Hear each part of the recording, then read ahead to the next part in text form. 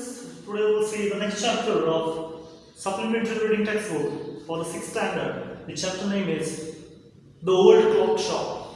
So it's the story of an old man, how he lent the money to the people who are in need. Let's begin. Christmas Eve had arrived. Christmas की शाम थी.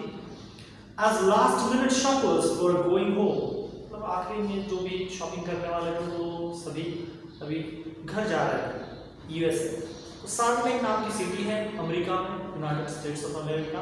वहाँ पर salt lake city है. वहाँ पर एक चादर जैसी बिछी थी बर्फ की. Yet the lights were still burning in the old clock shop. लेकिन एक दुकान में बाकी के सारे दुकानदार तो अपनी दुकान बंद करके घर चले गए थे, लेकिन एक ओल्ड क्लॉक शॉप जो है मतलब पुरानी घड़ियों की दुकान, वो अभी भी वहां पर दिया जल रहा था. एज रे, दुकान का मालिक कौन है? रे नाम का व्यक्ति है. इट्स ओल्ड डीफ ओनर, जो कि बूढ़ा है. डीफ है मतलब उसे कम सुनाई देता है, बहरा भी है. वो उस दुकान का मालिक है. Worked on a clock he had sold that day. वो घड़ियों के ऊपर मतलब काम कर रहा था जिस दिन, जो भी उसने उस दिन बेची थी घड़ियाँ, उसका रिकॉर्ड शायद वो बना रहा था. Having finished his work, Ray stood up and was on his way to the back room when a cold rush of air from the front door hit the back of his neck. काम पूरा करके वो जैसे ही दुकान के पीछे कमरा था वहाँ पर जाने वाला था, तभी ठंडी हवा का झोंका सामने वाले दरवाजे से अंदर आता है. मतलब किसी ने दरवाजा खोला है. He turned to meet a last-minute shopper. आखिरी समय में कोई तो खरीदने के लिए कुछ शायद आया था वहाँ पर. वो देखता है कि कौन आया है. But his old wise eyes told him that this was not a shopper. लेकिन उसकी जो बूढ़ी आंखें थी वो उसे बताती है कि ये कोई शॉपर नहीं है. He saw two men, one in his 20s, the other closer to 50. दो लोग हैं, दो आदमी हैं, एक 20 के करीब होगा और दूसरा 50 की उम्र का होगा. The younger man remained at the door. जो 20 साल का लड़का था वो दरवाजे के बाहर ही रुकता है. The older man approached the counter with no sign of friendliness in his eyes. उसकी आंखों में कोई अच्छा नेचर वाला नहीं लग रहा था वो. और 50 साल का जो आदमी था वो अंदर चला जाता है रे को मिलने के लिए. Ray was able to hide his growing fear as he slowly pushed a notepad and a pencil across the counter. रो खुद के मन में जो भी विचार आ रहे थे उसको छिपाते हुए क्या करता है, एक नोटपैड जो है, क्योंकि वो सुन नहीं सकता इसलिए वो लिखकर बताना होगा. जो भी शॉपिंग के लिए आएगा उसके पास, तो उसे क्या करना है, जो भी बात कहनी है वो लिखनी होगी. तो वो नोटपैड और एक पेन उसके साइड में वो सरकाता है काउंटर पे. He smiled at the unfriendly face. वो उस व्यक्ति की तरफ देखकर स्माइल करता है. Then pointed to his ears and shook his head. वो कान की तरफ ऐसे दिखाता है और अपना सिर हिलाता है, मतलब उसे सुनाई नहीं देता, ऐसे वो बताता है. A quick look of surprise changed the man's face as he studied the notepad. जल्दी ही वो आदमी जो आया था उसकी दुकान में नोटपैड को देखता है, उसके इशारे जो भी कर रहा था वो समझता है और वो सरप्राइज्ड हो जाता है. Then turned and said something to his friend. फिर वो जो आदमी बाहर रुका था उसको कुछ तो भी वो कहता है. Ray used the chance to look closely at the man. और जब वो बाहर अपने साथी के साथ जब बात कर रहा था तभी रे क्या करता है, उस आदमी को निहारता है वो कैसा आदमी दिखता है. राइट कोट पॉकेट में वो आदमी ने हाथ रखा है और वो शायद उसके हाथ में कुछ गन है, ऐसा रे को लगता है. Anger boiled within him. उसको मन ही मन बहुत अंदर से बहुत गुस्सा आता है. But it was kept down by an inner voice that said. लेकिन वो अपने गुस्से को काबू रखता है. मन ही मन उसके अंदर आप be still, शांत रहो, ऐसी आवाज उसके मन में आती है. He wrote on the notepad. वो आदमी जो आया था रे की दुकान में वो नोटपैड पे कुछ तो लिखता है. रे पूछता है अभी उसे, क्या मैं आपकी मदद क्या कर सकता हूँ, और वो हंस देता है.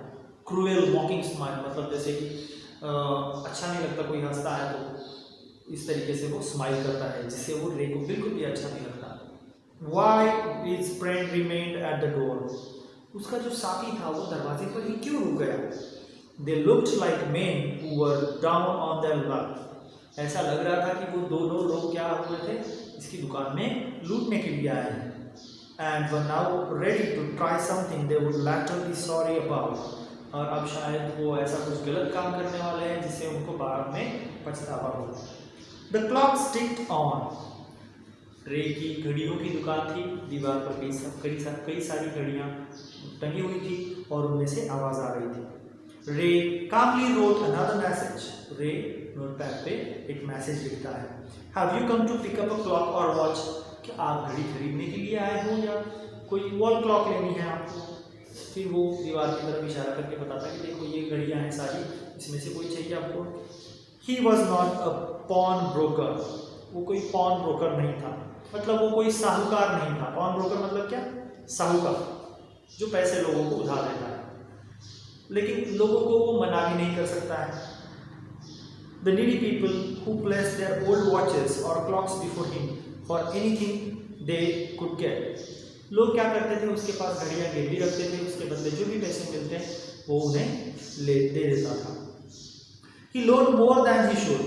लेकिन रे ने लोगों को इतने पैसे दिए थे जितने नहीं देने चाहिए, बहुत ज़्यादा पैसे दे दिए थे उसने।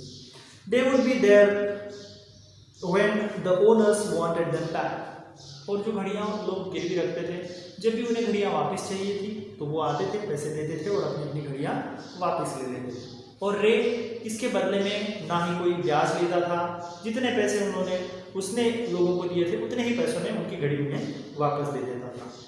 Then the older man seemed to feel a little easier. अब जो बूढ़ा आदमी था 50 साल का, उसे थोड़ा अच्छा महसूस हो रहा था।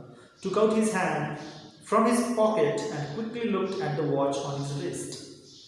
उसके राइट हैंड पॉकेट में उसका हाथ था, वो हाथ निकालता है, उसके हाथों में घड़ी थी और वो घड़ी उसे दिखाता है। वो उस नोटपैड पे लिखता है कि इस घड़ी के तुम कितने पैसे दोगे। और रे उसकी आंखों में देखता है तो शायद वो आदमी 50 साल का जो आदमी था उसे शायद थोड़ी सी शर्म आ रही थी। The watch was nothing special and yet had great powers. वो जो घड़ी वो दिखा रहा था वो कोई बहुत बढ़िया थी, ऐसी मतलब स्पेशल नहीं थी, and yet had great powers, लेकिन वो अच्छी लग रही थी घड़ी। It was something to exchange, इसके बदले में कुछ तो भी मैं दे सकता हूँ, ऐसा रे को लगा। A way out of a bad situation, मतलब वो घड़ी का इस्तेमाल ऐसे जहाँ पर बहुत पैसे को ज़रूरत है तो ऐसे समय में वो कर सकता है। अब रे समझ गया कि ये जो आदमी आया है वो कुछ ज़रूरत में है, उसे पैसों की ज़रूरत है और ये घड़ी के बदले पैसे लेना चाहता है। रे asked how much do you need for it. रे उसे पूछता है कि तुम्हें इस घड़ी के बदले कितने पैसे चाहिए। The reply came back on the notepad whatever it's worth. वो आदमी नोटपैड पे लिखता है कि जी जो भी इसकी कीमत होगी वो उतने पैसे मुझे दे दो। Ray reached into his pocket, into his cash box, pulled out a $50 note and passed it into the man's hand. Ray अपना जो कैश बॉक्स था उसमें से पैसे निकालता है, $50 की एक नोट निकालता है और वो उस आदमी के हाथ में दे देता है। As they shook hands, Ray looked into the man's eyes. जब वो हाथ मिलाते हैं दोनों एक दूसरे से तो रे उसकी आंखों में देखता है। They seem to say thank you. जैसे मान लो वो आंखों से थैंक यू कह रहा हो, ऐसा रे को महसूस होता है। They both knew the watch wasn't worth that much. दोनों को पता था कि उस घड़ी की कीमत उतनी ज़्यादा नहीं है। Before turning to leave, the man wrote. जाने से पहले आदमी नोटपैड पे लिखता है, क्या लिखता है? I will be back to pick it up as soon as I can. Merry Christmas. वो आदमी लिखता है कि जैसे ही मेरे पास पैसे आ जाएंगे देने के लिए तो मैं आपके पास आऊँगा वो घड़ी वापस लेने के लिए। साथ में वो शुभकामनाएं बताता है क्रिसमस की। The little story ended up on the half hour with the clock striking all together. ये छोटी सी कहानी है, आधे घंटे की कहानी। ये दीवारों की जो टिक टिक आवाज़ आती है उसके साथ ही यहीं पर खत्म होती है। सारी घड़ियाँ मान लो ये जो इंसिडेंट हो रहा था वो देख रही थी और बेल बज रही थी। घड़ियाँ होती है जिसमें रिंग बजती है, जो आवाज़ आ रही थी उसमें जैसे मान लो कोई आस भरी हुई है, होप है। The timeless message of peace on earth, मतलब दुनिया में शांति बनी रहे, ऐसा एक मैसेज वो सारी घड़ियाँ शायद बता रही थी। गुडविल टूवर्ड्स ऑल, दूसरों के प्रति हमें अच्छाई, दूसरों के बारे में हमेशा हमें अच्छा सोचना चाहिए।